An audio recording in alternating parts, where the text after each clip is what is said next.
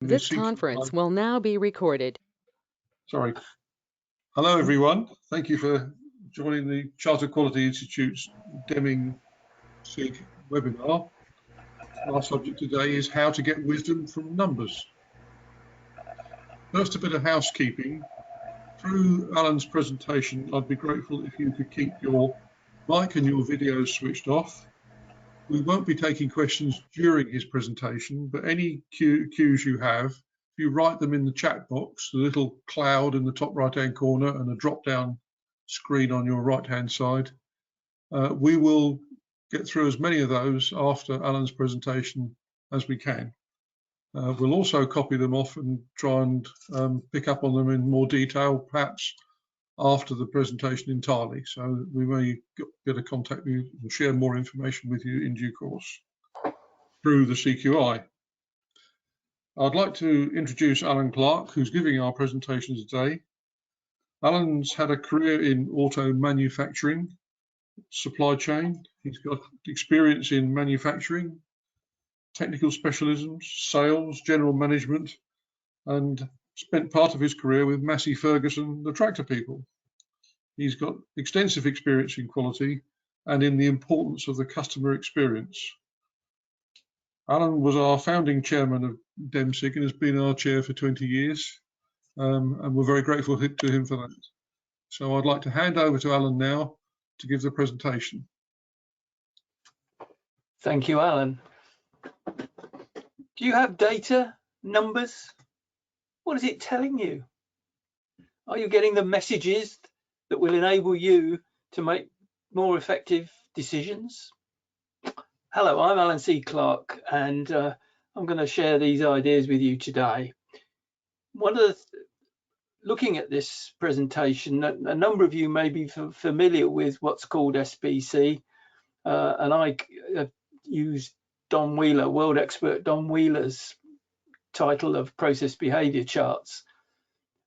You may be familiar with them. I think there are two reasons why you can read into this presentation. One of them is if you're new to SBC or want to be refreshed on it, and the other one is if you're familiar with it, maybe there's some ideas in what I'm going to say to you today that you can help others who aren't familiar with it. So there's two things. It might be a refresher for you. On the other hand, you might be able to help other people. Right, so let's get started. So why wisdom from numbers and why numbers? First of all, it's a bit of wisdom. The wisdom bit came from Russell Ackoff, famous for his work on systems thinking. And he gave us this taxonomy of 5 levels. Data is just data, it's just numbers and words. And I also think you could consider pictures or video as just data. You need to process it to get information, and you need to organize that information for it to become knowledge. And once you've got it organized, then you can you get understanding to answer your why questions. Finally, there's wisdom, which is stepping further back and looking at the consequences of what's actually happening. So, and why numbers? So 42, you might have seen this in the Hitchhiker's Guide. I thought I'd use that as a number, and that number's just counting. It's just a number. It's not telling you anything except how many. We'll come across, reinforce that a bit later. But what numbers, and you can perhaps put this in the chat, we can circulate it afterwards. What numbers do you have that vary? As output, obviously, complaints, this finance is a great one for numbers, aren't they? And website hits, because we're in the age of tech. And what else? So if there's some what else you've got, you think are interesting, put them in the chat box. So there are 3 types of numbers. First of all, there are facts of life numbers. Facts of life numbers are if we don't hit this sales figure or this cash flow, we're out of business. And then there are as it says here, planning and prediction and budget numbers in order to do proper organisation and management. Unfortunately, there's a third type, and they're arbitrary numerical. People make them up. So let's have a look at this. And I'm going to suggest that you say no to arbitrary numerical numbers. Because, and there's consequences for arbitrary numerical or numbers, people will distort or game the system. They will, and there's an example that I've heard of years ago of in a manufacturing plant when they couldn't tie up the stock levels and the output, and everything was, they couldn't understand why all the numbers from production weren't tying up. And eventually they found that in order to hit a target, people were taking products out of the finished stores and then passing them down the end of the production line where the automatic count system counted how many units were being made. So they put a wire fence around the stores, and the discrepancies stopped overnight. So people will game the system, and they will fiddle the numbers. So we have to be very careful with arbitrary numbers. If they are, as usual, optimistic or unrealistic, people will find a way of meeting them no matter what, whether that's truth or fiction. I'm going to go through a worked example, use a worked example here, and the dreaded number that's come out is minus 14.59%. Good grief. Website hits are down. Oh dear, not good. Yeah. And what's the boss going to say? Well, something along these lines. He wants action. It's the lowest numbers for years, and social media's gone bonkers. He's got the investors on his back, and therefore he's onto his stretch targets, onto arbitrary numerical targets, which he makes up to please the investors, no doubt, but actually don't help improving the situation. And this is what we're about. We're making decisions that improve the situation. Business as usual problem-solving strategy, which the boss is applying, he's just going to respond to this single data point, which actually is a very dangerous thing to do. So also, people make simplified comparisons. The minus 14.59% is comparing this week's numbers with last week's numbers. But what's the trend overall? Of course, they will tamper with the system. I know I can hear you saying, no, they won't do that. They won't. Well, they wouldn't do that. Of course they do. Having been involved in sales, I know what people do with fiddling numbers. Sales engineers who see an order come in and they've met their targets, so they put the order that came in the drawer until next month, and then it comes out and the delivery date's missed. Oh dear. And as we say, of course, they're setting arbitrary targets. Now, intuition's an interesting thing. It's biased. And there are occasions when expert knowledge in a life or death situation can make intuition valuable. There's a case I heard of a fire chief who was in a room, a building anyway, with his team, and suddenly he had this feeling that from years and years of experience that something wasn't right.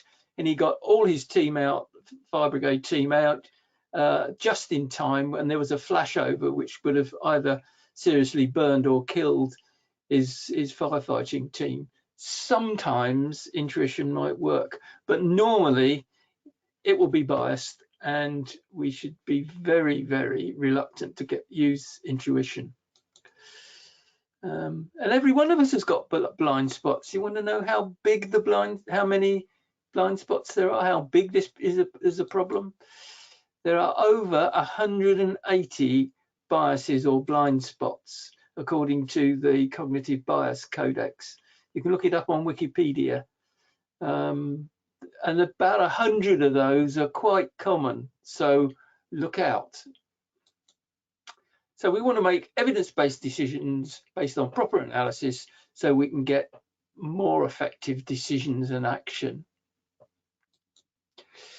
So let's compare the use of numbers. It's a bit going back again over reiterating what I've said a little bit earlier. There's the misuse of numbers, where people make up the numbers. I know of a situation where a consultant that I know or knew was working with a local authority, and he was puzzled by the numbers that they were showing. I won't say what it was for, and they were reporting these numbers to Downing Street, and the consultant came to the people and said, well, I'm sorry, I just don't understand where these numbers are coming from.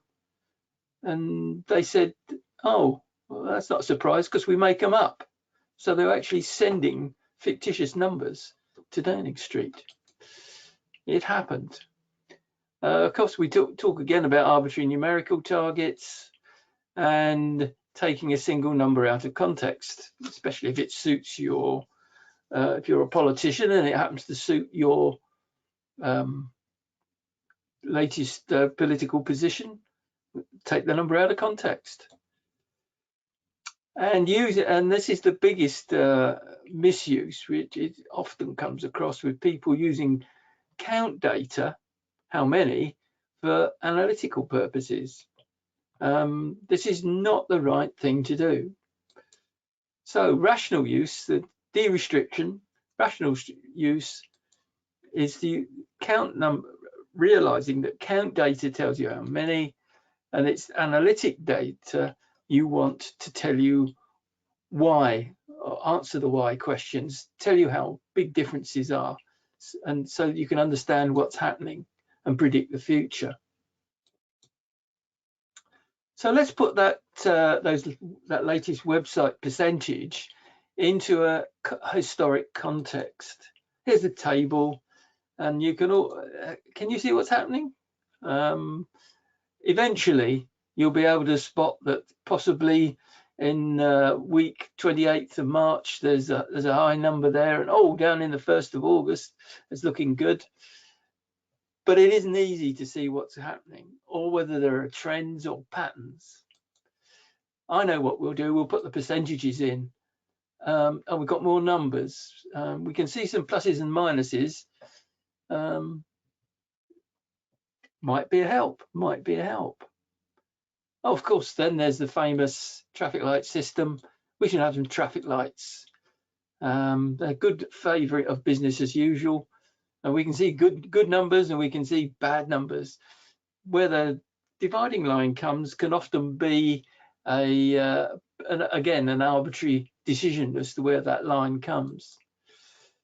And it's not much better, is it, really? So what we're going to do, what we're going to do is use visible data analysis in some way. Puts numbers in one number in the context of others. Now, one of the basic areas to understand is the distribution of the numbers, because they're, as it says there, real world numbers. They're messy. They're all over the place, it appears. But you can use a histogram. And I've just got those numbers on the bottom there aren't meant to be. Some of you might know of sigma, the standard deviation. Those are just relative numbers. Don't worry about them. So histograms showing you that there is a shape to data usually, and that there are lots of different shapes you can get, but the typical one is there. And it's showing you how it all varies. Now, one of the things that statisticians do, bless them, is to assume that you can fit a bell curve, a mathematical symmetrical bell curve to data. The bad news is they don't exist in the real world, and almost all data in this form of a histogram is skewed. By that I mean that there's a tendency for the data to be offset one way or another. But what the histogram tells you is the shape, center, and spread of your data, and gives you an indication of how skewed it is. You can see there on the left, there's just a few points at -2.5, but on the right, there's more. There are more points at 2.5. So that data is skewed to the right slightly. Much better visual way of understanding what's happening is to use a line graph against time. So we'll put this data in a line graph here, just to state the obvious. There's the axes and the line graph of the data, and immediately we can see there's a pattern in this data, and maybe that's going to, these wiggles, as I call them in the data, may be able to tell us something about how our process is performing. And the reality is, real world data is messy and always varies. If it's smooth and perfect, I'm always suspicious. Is there something in the processing that's affecting the numbers? There will always be data. Always what the technical people call variation, point-to-point variation. So there are two mistakes you can make with this chart. The first mistake is reacting to the variation, to the wiggles, is when they're just that noise. If we go back, let's go back. You can see there's variation all the time. If we react to a point, is it just system noise? Like the first 9 points there, are they telling us something? And the final about 10 points, is that lower point? Is that really telling us something? How would we know? Okay, so it might be system noise.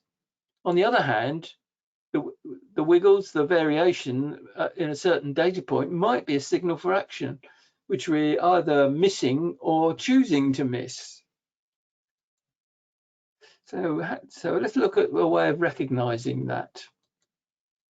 So here we're going to just put on what I call decision lines onto the chart, and this to remind people who are familiar with this type of chart that it's also known as a statistical process control chart, or SPC. I tend to call it process behavior chart, influenced by the American world expert on data analysis, Donald J. Wheeler, who feels that you're trying to understand what's actually happening in the process, and the word control is too often misunderstood to mean that you can put these lines on and control the data or control the process. No, it's not that at all. Schuhart came up with this in the 1920s in Western Electric, and he had 4 rules. Today we're only going to look at 2 of the rules, the 2 basic rules for whether something is a signal for action. So the lines, I'm going to call this the average, which is the average, but I'm going to call the upper and lower lines the upper and lower decision lines. And if the variation was routine or just a nice stable process, all the data would be between those 2 red dotted lines and spread evenly, randomly about the average. And the word control in the title, the original title, meant stable and predictable. And that data ain't stable or predictable. And a lot of people have done all sorts of things with the calculations for these lines. You have to understand that when Walter Schuhart set the position of those lines, he set them at minimum economic loss. It isn't exactly at, I never seem to recall somebody had set them, said they ought to be set at 3.09 sigma. don't go there. It's going to the 2 decimal places is not necessary. The question you're looking to stimulate is the situation stable and predictable? If you've got a question on a point which is very near the red dotted line, then you may decide to investigate it. The other important point is that these should be run in real time. You can do it if you get a set of data from somewhere and it hasn't been analysed previously. You can put them in there for sure, absolutely. But the most power comes from running this in real time, so that when something happens, you can go and see, as the Japanese call it, and down on the in wherever the situation is, to find out why that point went that way. So if the process is stable and predictable, you should get 99 to, in real world, this is real world terms, you should get 99 to 100% of your data in there. I'll put the histogram on the side there to give you an indication of spread of data. Most of it will be grouped around the average, and you'll should get occasional points trending out towards the red dotted lines, the decision lines. So there are these are the 2 basic signal detection signals, not the full set that sometimes is used, but these ones will tell you when something significant is happening. So detection rule 1 is points outside the lines. From what I've been saying earlier, you'll probably twig that already. You've got a point outside, it's a signal. The other signal, which is perhaps not quite so obvious, is when there's a set of a run of points, one side or the other of the average. We've got 9 points below at the beginning, and there's 12 points above. The orange ones are above, and those are signals that something has changed in this system.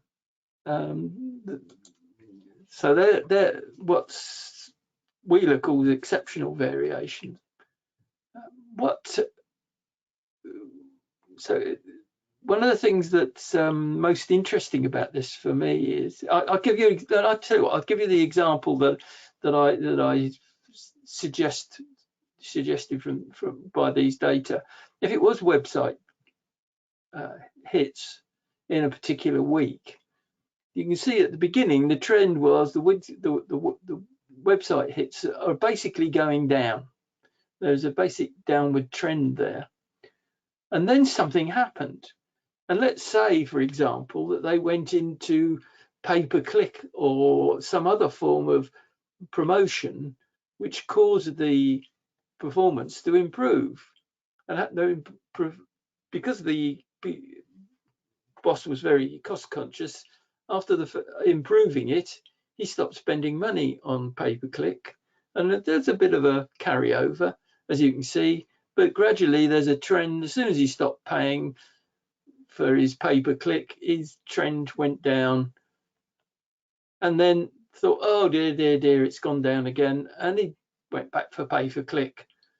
But it didn't last very long. He only did it for a short period of time, perhaps for those 5 points you can see around July, and then it went back down, possibly to the same sort of level it was earlier. And at the bottom, you can see there's the minus 14.59%, and that is significant. What happened there? Actually, if you look at the trend at the first 12 points, it wouldn't be too much of a stretch of the imagination to think that might, if he hadn't gone off on his pay-per-click, he might have been down there eventually as well. So you've got to try and understand what the process is doing and what changes are being made. So that's just to emphasize, if you've got points outside the red lines, you'd stabilize. These are signals, and you'd stabilize the situation. You'd find out what you want to do. If you've got good points, you want to keep the good points. So maybe, boss, you need to be going on paying for your clicks. So that would be your countermeasure. The second one is, if you've got these trends here, what are they telling you?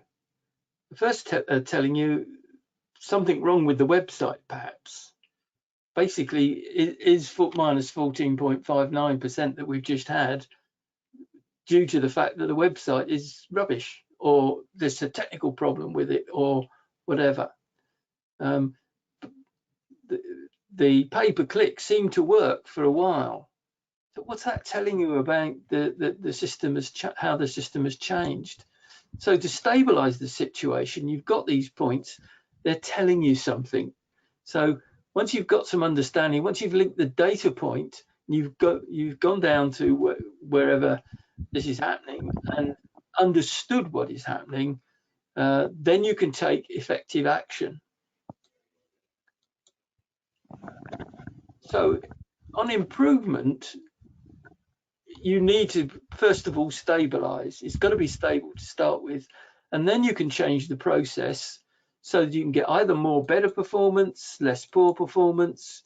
A great question to ask is that average meeting your customers' needs? I mean, if you compared that rate of click-throughs on the website, how does that compare with competitors? Is that showing you that your customers' needs aren't being met or are being met? Or is the variation too big? Well, it certainly looks too big here.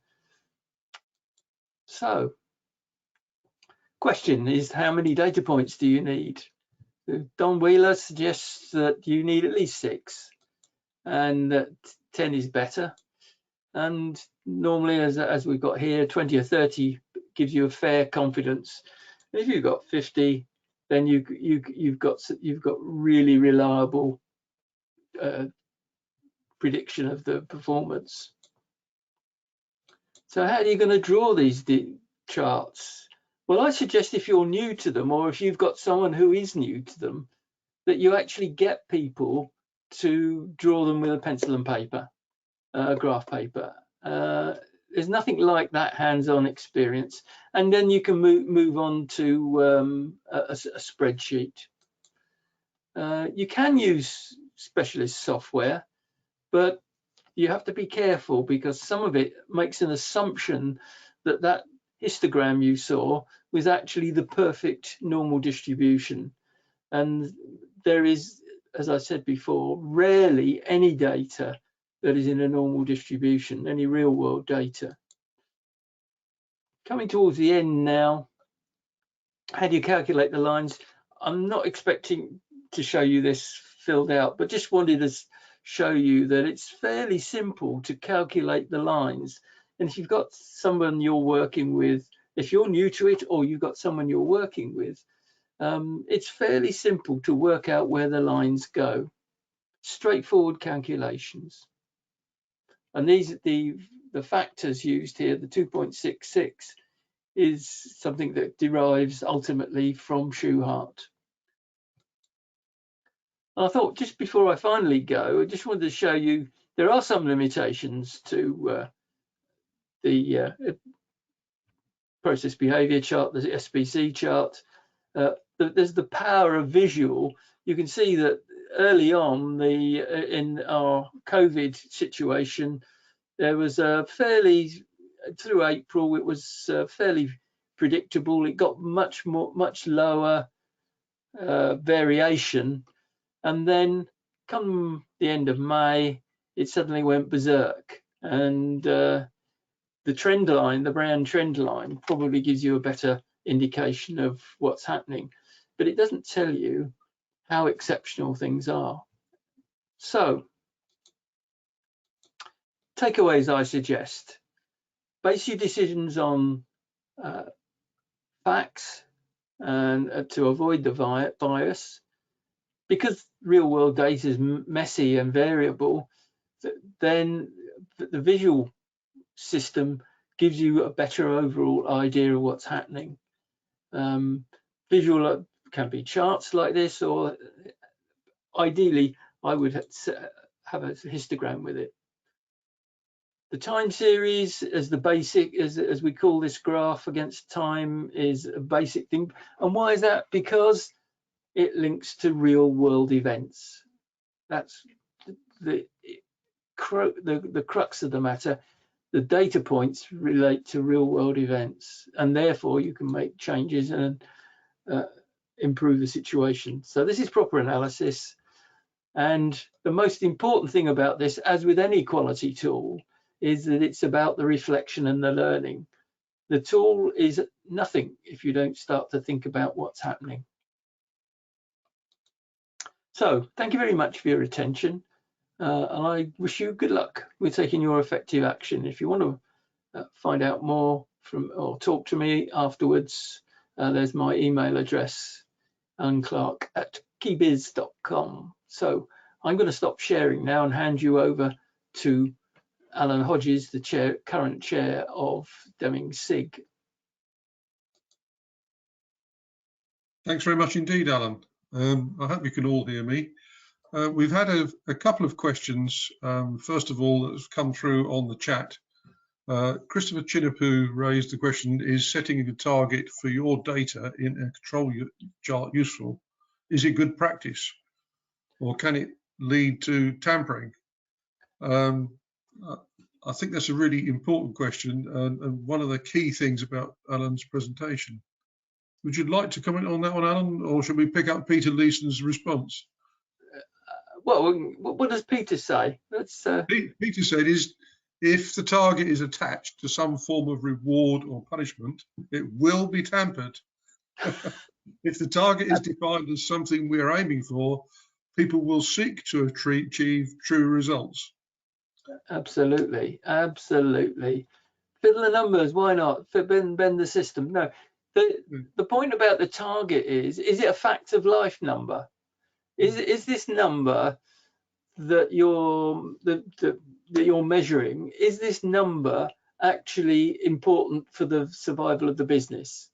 If the number's important, then you record it and then start to look where it's coming. And if the average isn't anywhere near where you want it to be, then you should change the system, not fiddle the numbers. Back yes, to you, Alan. That's a good point. I think the other aspect is help me here. There's three ways of meeting a target. Yes. Yes. Was it, as you've put in one of the early slides, is fool around with the data, hide the data, change the data, or fiddle the system. Fiddle the system, all of which helps support achieving whatever number somebody has stipulated, and businesses, teams. Changing, but it's not. If the way to get the result is to change the process. Yeah.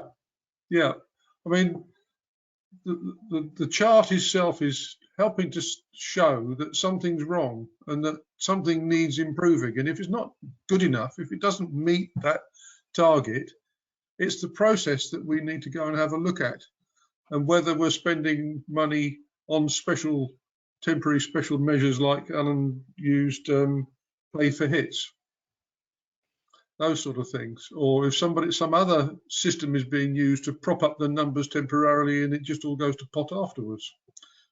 So it's important to know precisely what the problems are and then see whether it's capable of meeting your client requirements or your own requirements. Absolutely. Our next question, I think only our second question. Let me slide down this chat box a bit. I'll pick up Sue Burns' question. Is data control needed, or will the data lead you to understand where the controls need to be? And I responded to that while you were talking, Alan. I said, Sue, the data is telling us the story of what is happening to the process. Then we can find out what happened because we know when it happened. And I mentioned that our questions will be discussed after the presentation, which is clearly what we're doing now. Is there anything you'd like to add to the data control question, Alan? Or This word control that worries me. yes, good point. I keep coming back to reflection and learning. Is the number enable us to reflect upon the situation and learn something about the way the system is performing, and then we can go and change the system? I'm afraid my experience and cynicism is showing that too often data control is used exactly for that purpose. People to control the numbers. Oh, we don't like the numbers we're getting, so we'll make this assumption or that assumption. If the system isn't working, then you need to change it. I think perhaps also using the word control is just an adjective, and what data needs to be is accurate. And yeah. In the same way as test results need to be accurate, done at the laboratory. So the important thing is measuring the whatever aspect is accurately, recording it accurately. Don't let it get gamed by anybody, and then use that in your analysis. Absolutely. Okay, thanks for that. Moving on, we've got, I haven't read this yet, but Ali Reza Shukri has asked, concentration on average as the target value makes sense in the manufacturing, but in many service operations we aim at either side of the spectrum, whether high or low, e.g. higher number of website visits.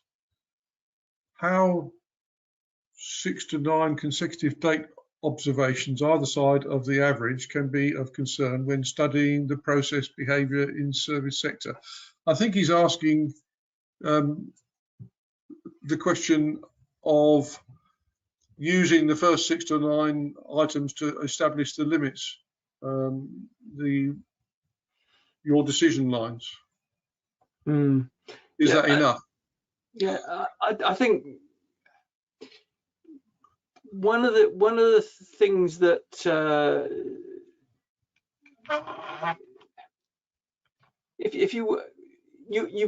there's a reality to real world numbers. That's what a lot of people call variation. This variation in the data is real. You can't get away from it. And even if it's very, very tiny, it will still be there. If for reasons of, say, health or safety, then you need very, very close, it's very small variation, then you have to change the system. Website hits, if you want to maximize website hits, you can, but you'll still get variation because there are so many factors involved. Right at the moment, my wife went to the local town centre, and there's a seasonal effect, whereas most of them are on holiday somewhere, it seems, when she was down in the town. Now, there are all sorts of effects that are going to happen, and how are you going to maintain those? For example, we've just had the Euros, and there are other events that we have that are going to distort hits on websites or consumption of alcohol or whatever. So the idea that there's going to be some fixed line or level of something isn't realistic. The real world isn't like that, I don't feel. Yeah, good point. I think there's another half to this question, this concentration on average as the target may make sense in manufacturing. But I think you'll find in manufacturing, the range over which pieces are made affects how they fit other pieces. Yes. And therefore, it's not the average that or certainly machine tool manufacturing is using. They're looking at the whole range to see whether it actually fit in the next part. Yes, and there's a classic example of that from the 80s of an example in Ford Motor Company in Detroit, and they were comparing, because they had a relationship with Mazda in Japan, they were comparing the gearbox shift quality from one range to the next between the American built gearbox, automatic gearbox, and a Mazda made automatic gearbox. They're allegedly both to the same design. And the senior management asked the engineers about the comparison, and they said, oh well, everything's to the drawing, but the shift quality is better on the Mazda. Why is that, says senior management? And measurement of the parts, that everything was to drawing, everything was within the tolerances, but the shift quality was different.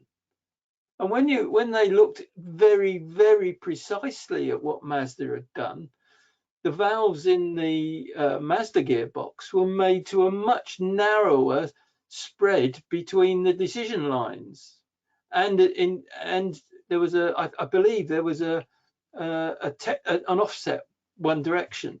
So it wasn't made to the average of the nominal figure on the drawings. It was made to get the best shift. And with the best will in the world, you can't make anything. I don't care whether it's electronics or whether it's mechanical, turned on a lathe. You can't get anything that's exact. Everything's got variation in it to a greater or lesser extent. The question is there just an acceptable level of variation, and is that range of variation set in a good position? Yeah, David Hudek has added to the chat thing. Customers themselves actually experience the variation and rarely the average, which I think sort of reinforces that same point. Good point. Well put. Yeah. Peter has picked up one of the key principles in service, as in manufacturing, is to identify what the thing is that you must be measuring in order for it to be useful. Yeah. Yeah. Yeah, I agree. I think that's all the questions we've got, except for Jay, who asked the question, will the presentation be made available? Oh, Chris has added, is variation bad? Christopher Chinapu's raised question, is variation bad? How do I react when it is present?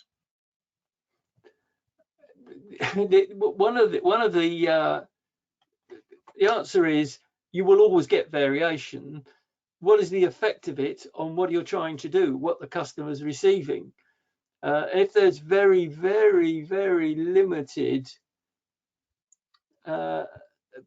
variation, and it's not affecting the customer experience or the performance of the system, then leave it.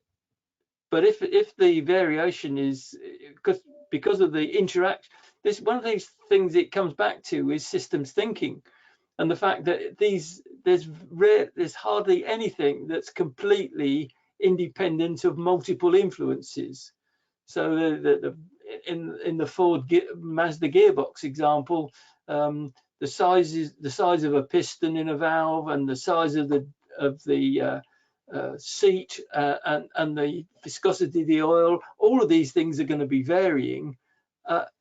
Can we accept some degree of variation in those, or what level can we accept?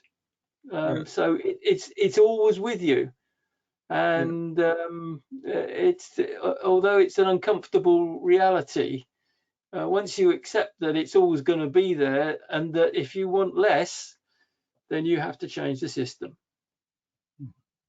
Yes, I think on the same line, Balaji Reddy has commented, acceptable level. That's why it's called tolerance. How much variation can the recipient tolerate? Nicely put, Balaji. Wonderful. Yeah, excellent. Judith has she just agreed with what we've been talking about. Thank you, Judith. And further back, we had a question from Jay was, can we get a copy of the presentation? Yeah, we'll forward the presentation to CQI, and then CQI perhaps can send Michelle it out. will. Yeah, we can rely on Michelle to share that through the CQI with everybody who attended, and not the ones who didn't. I don't think there's any other questions that have cropped up. It's perhaps the time to first of all, thank Alan Clark. Yeah, can I just come with it? Yeah, I just want to say one final thing, which I forgot to say, I must admit. I've only shown you what perhaps some people call the X chart in the process behavior chart or SBC chart, because the idea was to share this with you, either because you might be new to it, or that it might help you help others. There is another chart that goes with it, which you can plot underneath, which actually plots the variation, the differences between successive points, and that has its own little set of average and a maximum. That can, if you're really into this, that can help you sometimes pick up a signal that might be a little bit difficult to spot. Sorry, Alan. Should we recommend a reference book for this? Oh yes. I don't know whether you can see that. That's better. Yeah, that's better. Yeah. So, Understanding Variation by Don Wheeler is, as far as I'm concerned, is the best introduction to this. It's been around for a long time, but since the principle has been around since 1920s, I don't think that counts very much. It's not significant. But Wheeler's it's very clear, and in fact, I've been posting it on LinkedIn, and there seems to be a great deal of support for Wheeler's book, general support for it being an excellent introduction to process behavior charts, or SPC, if you will. Yeah. And Balaji has commented at the bottom here, it says, Don, the best there is. Don Wheeler, yeah. Okay, I'd like, on behalf of the CQI and for all of us who've attended, to thank Alan very much for sharing this knowledge with us. And I hope you've all enjoyed it. Thank you all for joining, and perhaps see you at another DEMSEEK event. Thanks very much indeed. Thank you.